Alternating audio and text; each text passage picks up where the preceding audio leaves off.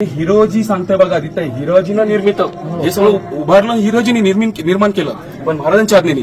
आणि हे सगळं झाल्याच्या नंतर शेवटला एक वाक्य, तर या शब्दाचा अर्थ लक्षात घ्या. हे सगळं घडवलं मी छत्रपती शिवाजी महाराजांच्या आज्ञेने, पण हे सगळं घडल्याच्या नंतर महाराजांनी शेवटचं वाक्य आपल्यासाठी लिहिलंय, पुढच्या पिढीसाठी. आता शिलालेख म्हणजे पहिल्यांदा काय नवीन पिढीला सांगतो. शिळा म्हणजे दगड आणि लेख म्हणजे त्या दगडावर लिहिलेले काय शब्द. ह्याचं कारण काय असतं, पूर्वीच्या काळी एखादी वस्तू पिढ्या जर कळायची असेल तर त्यावेळेला लेखणी नव्हती, आणि लेखणी जरी असली तरी ते किती दिवस टिकणार कागद.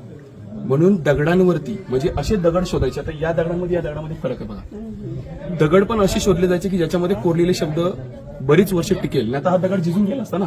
बरोबर की नाही. दगड झिजन असतो, तुम्ही आज दगड जो बघताय तो पुढच्या वर्षी झिजलेला बारीक झालेला असतो, तसा अजून झाला नाहीये, कारण या दगडाचं महत्व आहे.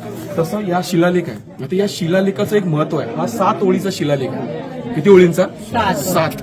हा महाराजांच्या काळात कोरलेला आहे. सगळ्यात महत्वाचं बघा, दगड तर बघतोच आहे, पण हे शब्दाने शब्द महाराजांच्या काळात कोरलेले आहेत. हे केवढं अभिमानाची गोष्ट आहे. आपण पुस्तक बघतो, हे आत्ताच्या काळातली छपाई आहे, पण 350 वर्षापूर्वीची छपाई आहे बघा दगडावरची.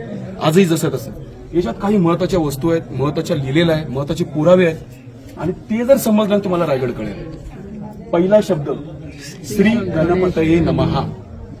काही लोक बोलतात की गणपती हे पेशवे काळापासून आपल्याकडे वापरत आलं. चुकीचा इतिहास आहे. आपण चुकीचा इतिहास ऐकून बऱ्याच ठिकाणी ऐकत आलो. सगळ्याच गोष्टी खऱ्या नसतात.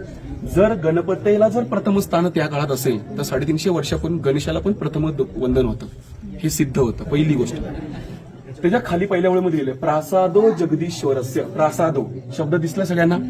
प्रासादो म्हणजे काय माहिती का, परिसर. प्रासाद म्हणजे काय, परिसर. जगदीश्वराच्या आजूबाजूला असणारा जो परिसर आहे.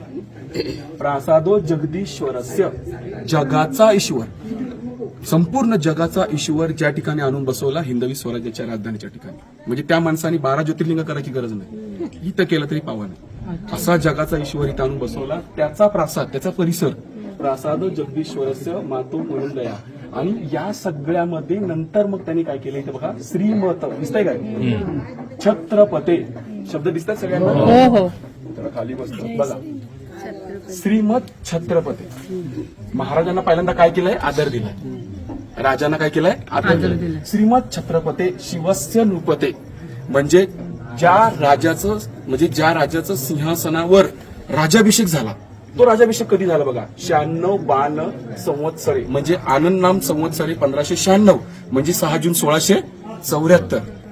या दिवशी ज्या राजाचा राज्याभिषेक झाला त्या राजाने मला काय केले, आज्ञा केली. काय केले, आज्ञा केली. काय आज्ञा केली की या गडावरती बघा, वापी, कूप, तडा, इथे प्रत्येक वास्तूचा अर्थ लिहिलेला इथे दिसतंय तुम्हाला. या प्रत्येक वास्तू की गडावरती मी काय काय बांधलं, कुंभ, श्रीगृहे, नरेंद्र, इथे दिसतंय नरेंद्र.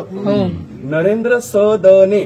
सदन म्हणजे काय माहितीये सगळ्यांना, हाऊस, घर, वाडा माहितीये. नरेंद्र म्हणजे राजा, राजाचा राजवाडा, म्हणजे महाराज ज्या वाड्यात राहायचे तो वाडा. अशा प्रत्येक वास्तू म्हणजे गडावरच्या विहिरी, कूप, पाण्याचे टाके, राजसदर, जगदीश्वराचं मंदिर, ह्या सगळ्या वास्तू मी ज्या राजाचा सिंहासनावर राज्याभिषेक झाला त्या छत्रपती शिवाजी महाराजांच्या आज्ञेने बांधले. हे असं कोण सांगतंय, शेवटला 2 वाक्य बघा.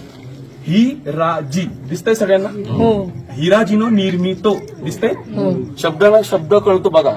हे जर शब्दाने शब्द कळले तर कळतंय की हे एवढं सगळं जे दिसतंय रायगडावर हे मी उभारलं, हिरोजी इंदळकरांनी. पण मी माझ्या मनाने नाही उभारलं, मला कोणी उभारायला सांगितलं, शिवाजी महाराजांच्या आज्ञेने मी उभारलं. हे हिरोजी सांगतोय बघा तिथे हिरोजीनं निर्मित हे सगळं उभारलं, हिरोजीने निर्माण केलं पण महाराजांच्या आज्ञेने.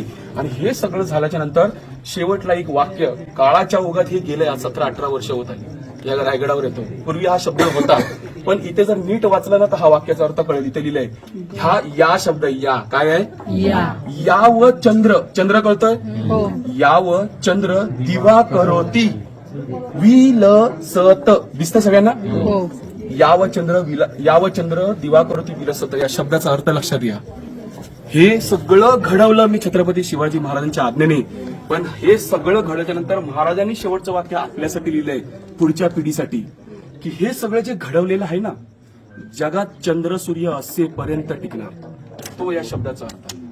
अच्छा. चंद्र सूर्य असेपर्यंत यावत चंद्र दिवा करोती, जोपर्यंत जगात चंद्र सूर्य तोपर्यंत हे गड किल्ले, हा इतिहास नाही, दगड नि दगड टिकेल, हा महाराजांचा विश्वास आपल्यावर होता. मग हे टिकवणं जबाबदारी कोणाची आहे? आपली. यासाठी हे हमी पत्र आहे, लक्षात ठेवा.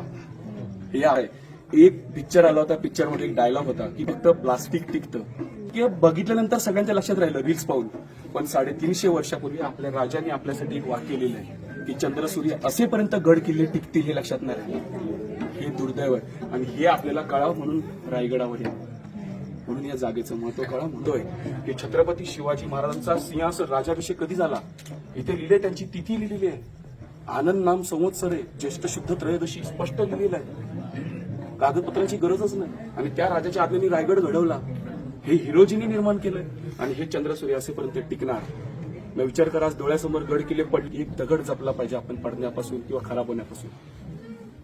आणि हेच हा दगड सांगतोय. एवढंच आहे शिलालेखाचा अर्थ आहे. तुम्ही पाहत आहात विस्टा न्यूज मराठी.